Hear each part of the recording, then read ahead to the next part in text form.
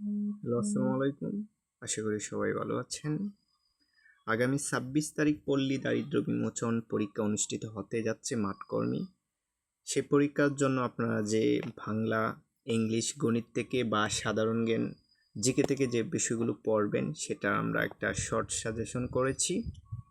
তো বাংলা থেকে আপনারা পড়বেন সন্ধি, সমাস কারক, এগুলো এক কথায় প্রকাশ, বাগধারা, সমার্থক শব্দ, বিপরীত শব্দ বা ভাব সম্প্রসারণ, এই আইটেমগুলো পড়বেন। পাশাপাশি আপনারা বীজগণিত থেকে পড়বেন মান নির্ণয়, উৎপাদক, সূচক, মুনাফা। এছাড়া আপনারা পড়তে পারেন ইংলিশ থেকে যে টার্মগুলো পড়বেন preposition, right form of verb, idiom and phrase,